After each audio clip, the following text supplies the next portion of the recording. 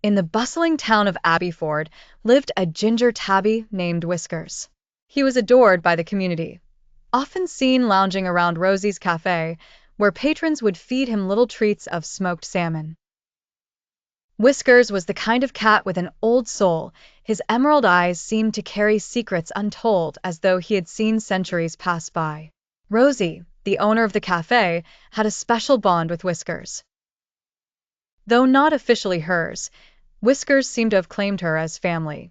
Every evening, as the sun dipped low, casting an amber glow on cobblestones, Whiskers would sit by Rosie's side, sharing a silent companionship.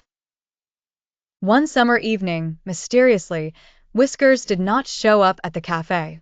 Rosie grew worried as dusk turned into night. She stepped outside, calling softly into the moonlit streets, "Whiskers, Whiskers." But there was no sign of the ginger tabby. As days turned into an anxious week, whispers spread through the town. The townsfolk missed his comforting presence. Posters were put up, and the community rallied to search.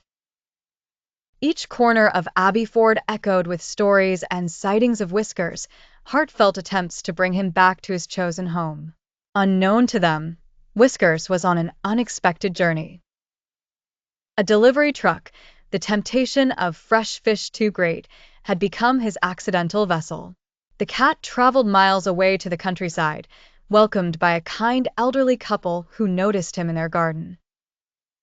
The couple, Amelia and George, had recently lost their own feline companion, and Whiskers brought joy and laughter back into their quiet lives.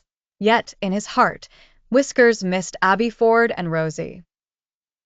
One morning, as sunlight streamed in through the window, a decision crystallized in Whiskers' mind.